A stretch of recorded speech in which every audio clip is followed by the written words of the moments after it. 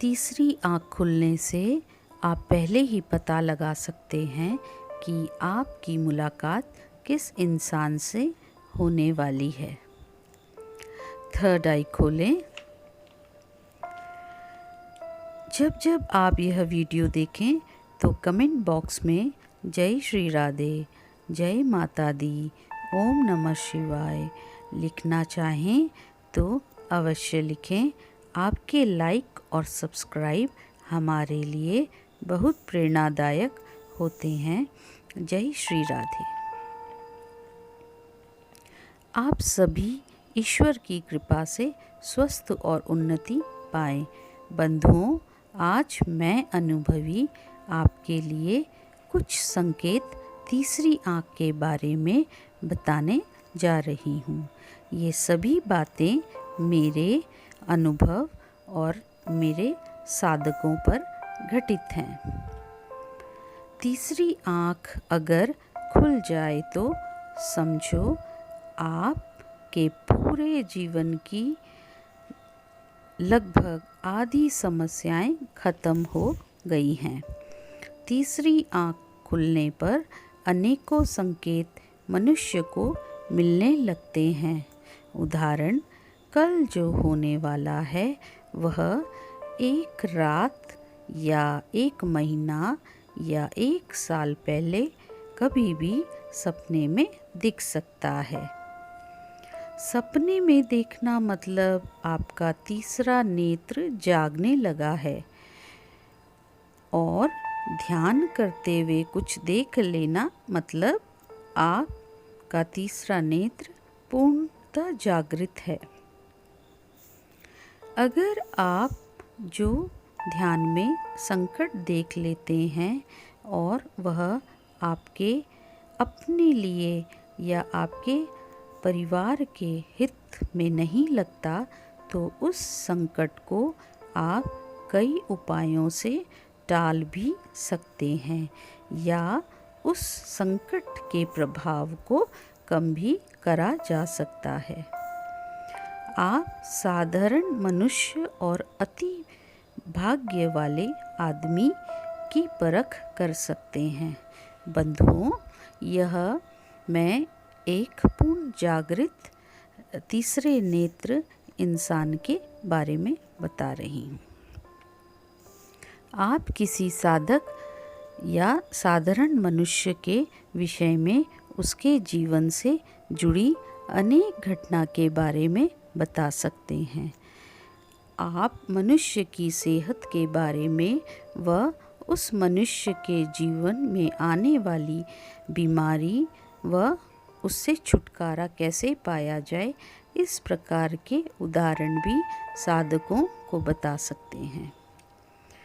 आप थर्ड आई खुलने पर देख सकते हैं कि साधक या आप पर देव कृपा है या आप किसी दैत्य के साए में भी हो सकते हैं।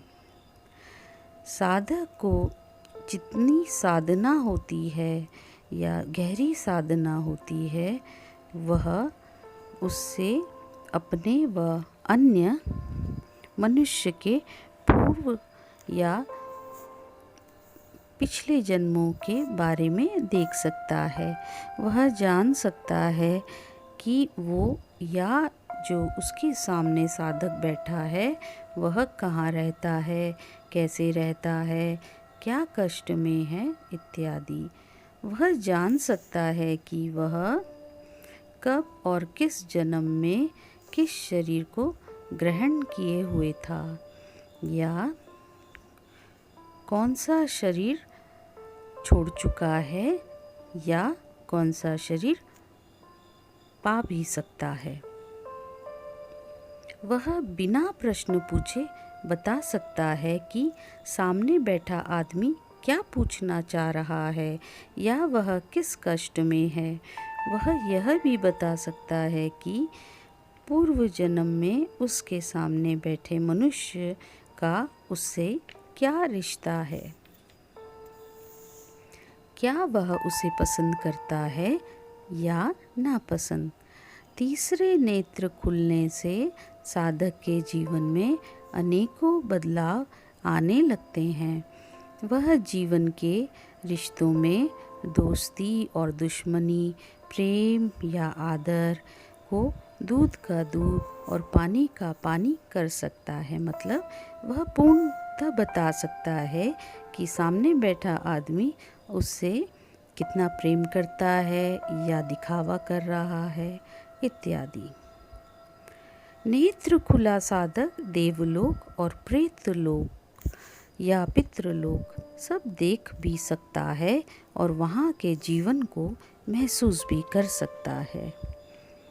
बंधुओं, यहाँ समझदारी की बात यह भी आती है, हम ये समझें खुले, ये ज़रूरी भी नहीं है कि हर मनुष्य का या तीसरे नेत्र खुले हुए इंसान के भीतर की शक्ति बलवान है या बलवान नहीं भी। ज़रूरी भी नहीं वह 24 घंटे में किसी भी या हर प्रकार की से हर किसी के भीतर की परेशानी या खुशी को देख सके। हो भी सकता है कि उसका तीसरा नेत्र किसी आराध्य या इष्ट देव के सामने ही खुलता हो या साधना के समय ही खुलता हो, अन्यथा और किसी स्थान पर नहीं। हो सकता है वह सब देखता हो परंतु मानसिक रूप का बीमार भी हो सकता है।